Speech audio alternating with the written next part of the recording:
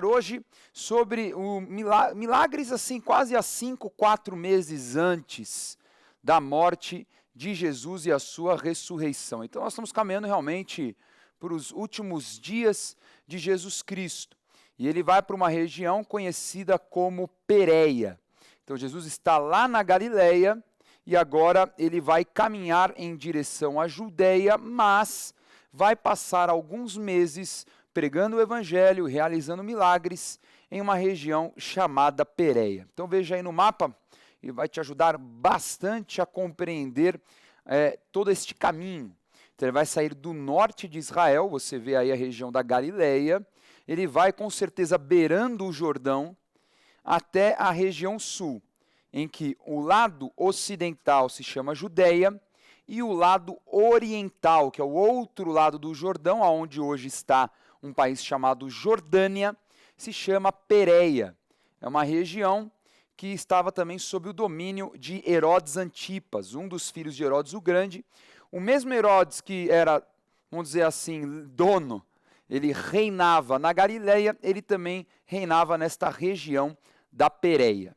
Então, vamos ver aí qual é o momento da palavra de Deus, qual passagem bíblica que fala deste trajeto saindo da Galileia em direção à Judeia e à Pérea. Vamos ler Lucas capítulo 10. Evangelho de Lucas, capítulo 10, versículo 1 a 20. Depois disto, o Senhor designou outros 70, e os enviou de 2 em 2 para que o precedessem em cada cidade e lugar aonde ele estava para ir. E lhes fez a seguinte advertência: a seara é grande, mas os trabalhadores são poucos. Rogai, pois, ao Senhor da seara que mande trabalhadores para a sua seara. Então regressaram os 70 possuídos de alegria, dizendo: Senhor, os próprios demônios se nos submetem pelo teu nome. Mas ele lhes disse: eu vi a Satanás caindo do céu como um relâmpago. Eis, aí vos dei a autoridade para pisar de serpentes e escorpiões e sobre todo o poder do inimigo, e nada, absolutamente, vos causará dano. Não obstante, alegrai-vos, não porque os espíritos se vos submetem, e sim porque o vosso nome está rolado nos céus. De muitos seguidores de Jesus, ele escolhe um grupo de 70 para serem os seus evangelistas. Existem outras versões da palavra de Deus, escritos antigos, que narram 72. Mas o que nós vemos aqui nesta tradução é o número de 70. É um número muito interessante, porque é um número que nos remete ao Antigo Testamento. Se nós lembrarmos ali em Números capítulo 11, Moisés estava com muita dificuldade de cuidar do povo, de julgar todos os casos, de dar atenção, porque eram muitas pessoas, em um momento muito difícil, deserto, durante 40 anos. Então, depois de muito reclamar, Deus atendeu ao pedido de Moisés. E Moisés escolheu 70 homens, 70 anciãos, homens muito maduros, conhecedores da lei e tudo mais, para ajudá-lo a cuidar do povo, a resolver as situações civis ali daquela sociedade que estava nascendo no meio do deserto. Então, estes 70 homens separados, eles vão receber a porção do Espírito que estava sobre Moisés, e eles passam a ter sabedoria e capacidade suficiente para realizar as mesmas atividades de Moisés. Ou seja, eles eram multiplicadores do ministério de Moisés. Então esse número 70 é um número muito importante, é um número também que expressa reinos, expressa grandeza, expressa poder, e Jesus vai delegar esta unção, vai delegar esta missão a estes 70 homens que durante essa caminhada lá do norte, vamos ver de novo aí no mapa, lá da Galileia, beirando o Jordão, passando pela região da Pérea e da Judeia, eles vão evangelizando. Quando Jesus chega nessas aldeias, provavelmente elas já foram preparadas para receberem Jesus, ou simplesmente Jesus foi direto para a região de Jericó, onde ele havia sido batizado, muito próximo ali no Rio Jordão, né? Bem aonde está Jericó, é o que se acredita aonde Jesus foi batizado ali no Rio Jordão, nessa altura da cidade de Jericó. Então imagine, Jesus, ele ia pregando, esses homens também, então era uma grande colheita, e nós vimos o começo do texto, Jesus falando, olha, que venham muitos e muitos trabalhadores, porque tem muita gente precisando. Você que está em casa, Deus também te chamou para você ser um grande pregador. Não que você tem que ser um pastor, um bispo, talvez você tenha essa eleição, mas pregar o evangelho, levar a palavra de Deus, salvar vidas, isso é um dever de todo cristão. E Jesus está te chamando para isso também, para você levar a palavra e manifestar a autoridade que a igreja tem. A igreja recebeu de Jesus autoridade sobre demônios, sobre espíritos de enfermidade, autoridade para curar. Então, esta autoridade debaixo do envio da igreja, você tem, e você precisa exercer. Da mesma forma, esses 70 homens começaram a exercer essa autoridade do nome de Jesus, e por causa deste nome poderoso, os demônios eram expulsos, eles não ficavam mais no domínio destas pessoas, os enfermos eram curados, ou seja, eles estavam conhecendo algo novo. Não, eu vi Jesus curando, agora eu estou realizando um milagre em nome de Jesus. Eles estavam acostumados com os exorcistas ambulantes do judaísmo. Era comum na cultura judaica ter muitos exorcistas, que usavam cheiros fortes, uma série de palavras, gastavam realmente muito tempo e energia para expulsar os demônios de uma pessoa. Repentinamente, apenas com a palavra de fé em nome de Jesus, os demônios saíam. Então era algo extraordinário para eles. Eles ficavam impressionados que agora eles tinham acesso também a este poder no mundo espiritual. E nós temos este acesso em nome de Jesus, mas sempre com a cobertura da igreja, porque o fundamento desta autoridade está na igreja. Então, quando eu estou na igreja, eu estou coberto de autoridade, onde 2 ou mais reunidos, ali está a presença do Senhor, e o que é ligado na terra está ligado nos céus, e o que é desligado na terra é desligado nos céus. Então, esteja vinculado a uma igreja, debaixo do envio, você tem autoridade para realizar grandes coisas. E é exatamente isso que Jesus espera de nós, para que assim ele possa voltar. Nós estamos preparando a volta de Jesus, assim como esses 70 também preparavam a entrada de Jesus nestas aldeias ao longo do Jordão. Bom, nós vemos também aqui, após esta caminhada, eles alegres, olha o que nós fizemos, Senhor, incrível como no teu nome as coisas acontecem. Jesus fala, olha, vocês estão surpresos com isso? Eu vi Satanás caindo, eu tenho autoridade sobre tudo isso. Eu sou o eu sou, ego em mim. Eu sou Deus. Então Jesus está falando o quê? Eu faço parte da Trindade, tudo isso para mim é muito pequeno. O que é mais importante do que expulsar demônios, curar? Salvação. O mais importante é o seu nome estar escrito no livro da vida. O mais importante é o objetivo de Jesus vir ao mundo. Jesus não veio só expulsar demônios. Faz parte expulsar demônios. Jesus veio para salvar aquele que está perdido, como nós. Então é mais importante a salvação do que simplesmente a manifestação de dons. Os dons são importantes, mas mais importante que tudo é o objetivo. Nós trabalhamos para ganhar muitas vidas para Jesus. Após isso, Jesus ele começa a ser sabatinado por muitos fariseus, religiosos, e um deles vai perguntar como alcançar o reino dos céus. Jesus vai falar algo muito simples, vai falar que tem que amar o próximo. Mas quem é o meu próximo? Então Jesus vai contar uma história, uma parábola. Você se lembra o que é uma parábola? Parábola é, vamos dizer assim, uma historinha que Jesus criava, uma historinha fictícia, falando de coisas do dia a dia, da realidade deles, para ilustrar verdades espirituais. Por isso que muitos tinham dificuldade de entender, se não estavam abertos para o Espírito Santo os ministrar. Então, Jesus conta a história do bom samaritano, uma história muito conhecida. O bom samaritano é a história de um homem que estava vindo de Jerusalém, enfim, em direção a Jericó, e de repente ele é assaltado. Ele fica ali abandonado com o seu corpo exposto depois de ser muito agredido, meio que semi-morto.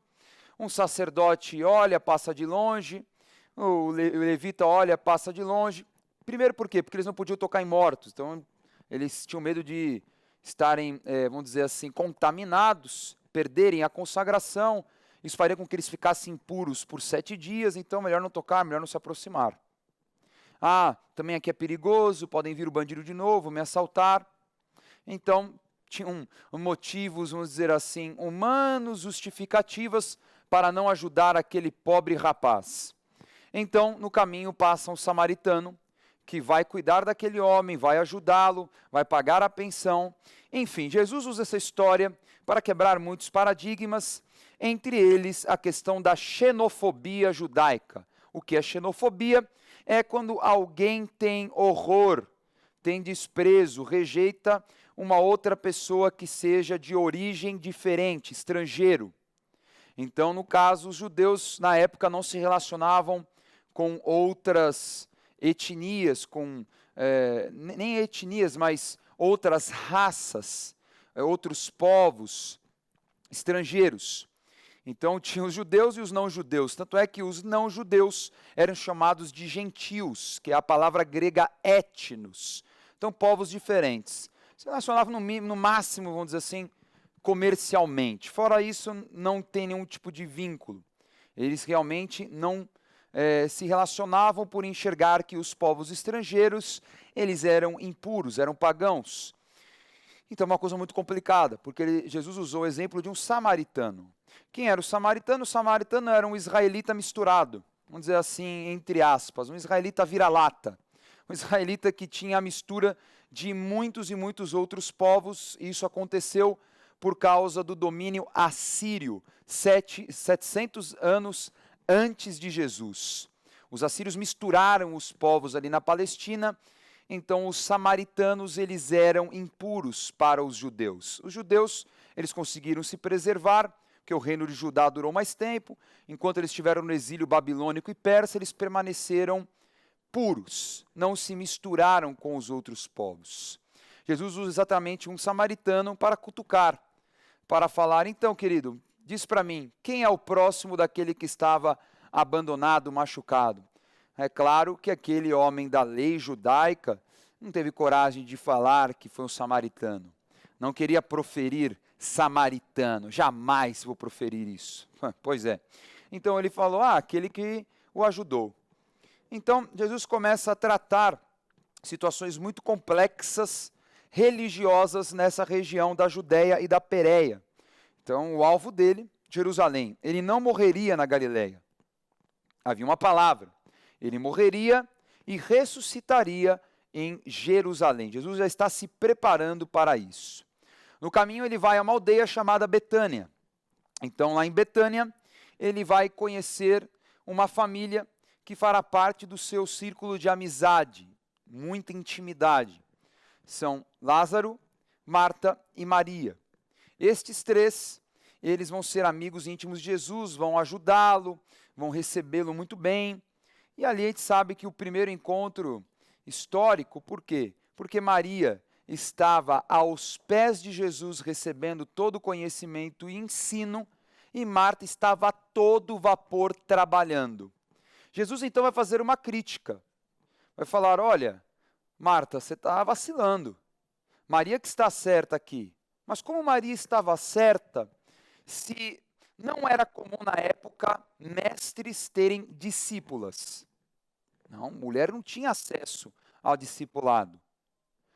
Após isso, Jesus vai realizar milagres e em breve voltará para Betânia, que é o que nós vamos estudar na próxima aula, a ressurreição de Lázaro.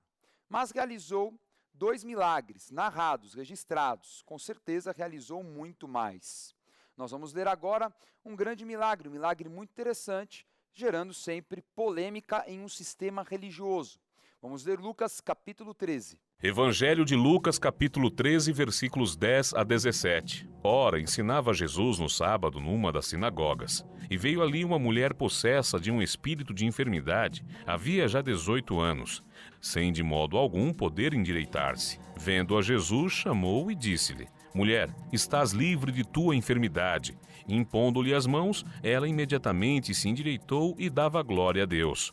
O chefe da sinagoga, indignado de ver que Jesus curava no sábado, disse à multidão: 6 dias há em que se deve trabalhar. Vinde, pois, nesses dias para serdes curados e não no sábado. Disse-lhe, porém, o Senhor: hipócritas, cada um de vós não desprende da manjedoura no sábado o seu boi ou o seu jumento para levá-lo a beber? Por que motivo não se devia livrar deste cativeiro, em dia de sábado, esta filha de Abraão, a quem Satanás trazia presa há 18 anos? Tendo ele dito estas palavras, todos os seus adversários se envergonharam. Entretanto, o povo se alegrava por todos os gloriosos feitos que Jesus realizava. Lemos então mais um milagre de Jesus realizado no sábado, porque o sábado era tão polêmico. Pela lei de Moisés, o sábado era santo, não poderia realizar nenhuma obra ou algum trabalho. Aonde está isso? Êxodo, capítulo 31, versículo 15. 6 dias se trabalhará, porém o 7º dia é o sábado do repouso solene, santo ao Senhor. Qualquer que no dia do sábado fizer alguma obra, morrerá. Então, dentro dessa premissa na lei de Moisés, não poderiam realizar milagres, nenhum tipo de obra. Então, curar uma pessoa, ainda que fosse apenas pela palavra, para aqueles religiosos era um absurdo. Mas também trazia muita confusão e muita discussão entre os próprios religiosos. Ora, se ele não é de Deus, porque não guarda o sábado, mas realiza grandes milagres, então ele é de Deus ou ele não é? E aí fica aquela bagunça. Porque uns falavam, não, ele não é de Deus porque ele não guarda o sábado. Não, ele é de Deus porque ele realiza grandes milagres. Então essa polêmica estava o quê? No poder que Jesus tinha, e ele mesmo afirmou que ele era o Senhor do sábado. Ele tinha a autoridade para dar sentido mais completo à lei. Aquilo que antes era uma obrigação em um contexto histórico, em um momento da história de Israel, já não mais fazia sentido naquela geração. O mundo já estava diferente, o mundo já estava muito mais civilizado. Então esta regra do sábado foi colocada para uma sociedade tribal, na idade do bronze, que não era disciplinada. Agora nós temos que buscar a Deus todos os dias, não só no sábado. Ah não, mas é sexta, a partir das 6 e até o sábado, na sexta não pode fazer nada, tem que ficar só com a família. Você tem que ficar com a tua família todo dia. Você tem que dar atenção a todas as áreas da tua vida, todos os dias. Buscar essa santificação em todo o tempo, e por isso que o apóstolo Paulo falava assim, que nós temos que orar sem cessar.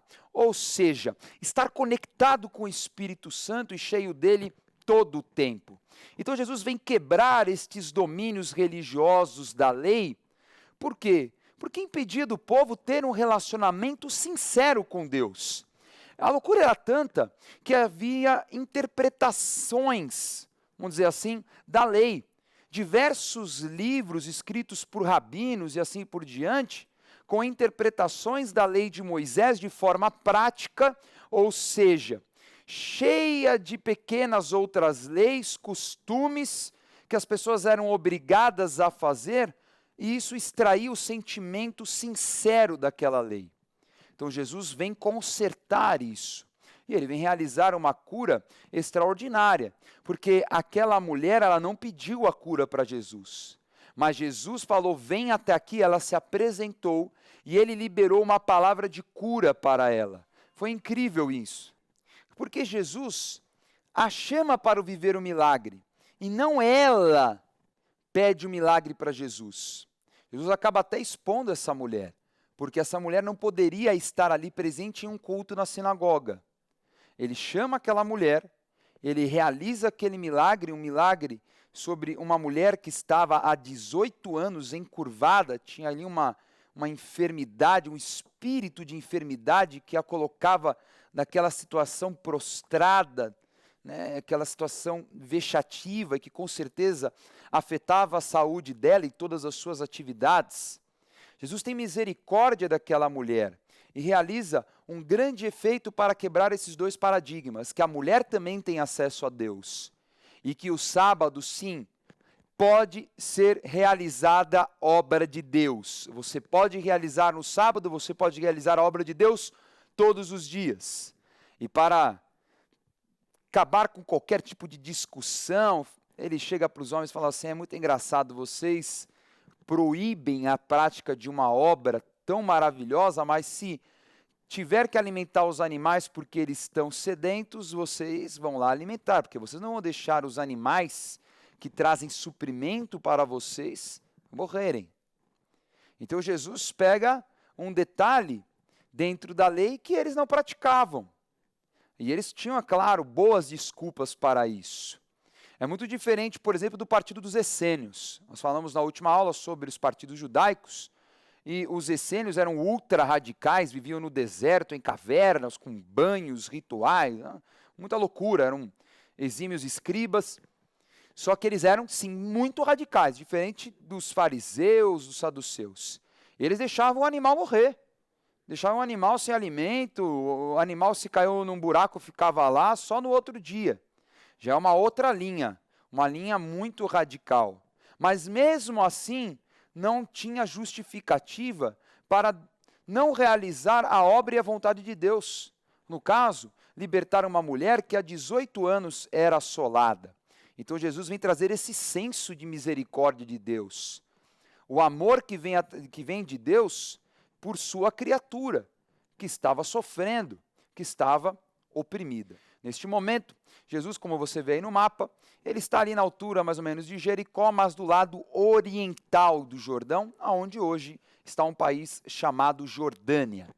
Nós vamos ver agora a cura deste homem, um homem hidrópico. Afinal, o que é isso? Vamos ler então Lucas capítulo 14. Evangelho de Lucas, capítulo 14, versículos 1 a 6. Aconteceu que, ao entrar ele num sábado na casa de um dos principais fariseus para comer pão, eis que o estavam observando. Ora, diante dele se achava um homem hidrópico. Então Jesus, dirigindo-se aos intérpretes da lei e aos fariseus, perguntou-lhes: é ou não é lícito curar no sábado? Eles, porém, nada disseram, e tomando-o curou e o despediu. A seguir lhes perguntou: qual de vós, se o filho ou o boi cair num poço, não o tirará logo, mesmo em dia de sábado?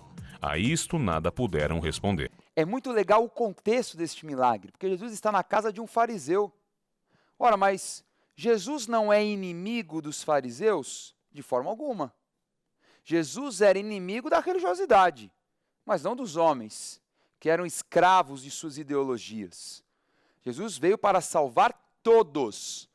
Então aqui está uma prova da misericórdia de Cristo, do amor que ele tinha pelo homem, em que ele vai ministrar na casa de um fariseu, vai comer pão, vai participar de um momento tão íntimo que era a refeição com a família, no sábado. E então ele vê um homem todo inchado, porque essa doença é uma doença terrível. A hidropisia, a pessoa ficava com seus fluidos retidos, então a pessoa ficava inchando. E aí Jesus vê aquele homem sofrendo, ele chama aquele homem, e ele pergunta aos fariseus: afinal, eu curo ou não curo no sábado? E aí? Aí todo mundo ficou em silêncio, né? Quem ia falar não cure, porque a lei proíbe, na frente daquele homem que estava sofrendo? Aonde está a misericórdia? Aonde está o amor? Pois é, Jesus vem restaurar esse conceito de amor que eles perderam pela rigidez da lei. Então Jesus, ele realiza o milagre, ele traz a cura sobre aquele homem e fala: olha, que sirva de lição para vocês, porque vocês sabem que se um boi, se o próprio filho, imagine, ou o boi cair no poço, não o tirará? Então imagine, o próprio filho vai deixar lá o filho morrendo no poço, ou o seu boi, que é um bem precioso, que traz o alimento e o recurso, vai deixar morrendo ali? Como eu falei no bloco anterior, talvez os essênios deixariam, mas aqueles fariseus não. Eles eram sim muito apegados, e nós vemos pela leitura de Mateus 23, quando Jesus, ele bate muito firme nos conceitos religiosos dos fariseus, que mais se preocupavam com a aparência do que com a essência. O quão é importante ele denunciar estas coisas e mostrar para eles: chegou a hora de vocês viverem a verdadeira essência das Escrituras e não apenas a aparência da lei. Porque, na verdade, muitas coisas eles deixavam de praticar para a lei, para benefício próprio, mas demonstravam publicamente serem homens rigorosos, rígidos com a lei e a sua prática.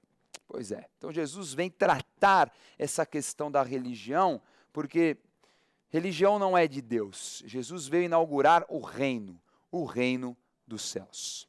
Confira então a revisão da aula de hoje. Na aula de hoje, estudamos 2 curas realizadas próximas à região de Pérea. Em um sábado, Jesus quebra diversos paradigmas, como realizar a obra de Deus no dia sabático, curar mulheres e repreender as imposições religiosas. Com sucesso, Jesus enviou 70 pregadores em duplas, que voltaram narrando grandes milagres e libertações realizadas em seu santo nome. Tome nota da agenda do programa Escola de Profetas. Não perca a oportunidade de se aperfeiçoar mais no conhecimento da Palavra de Deus e desenvolver seu ministério. Participe dos cursos do Centro de Estudos Apostólico. Para mais informações, acesse ceaapostólico.com.br ou entre em contato pelo telefone 11 3203 0641.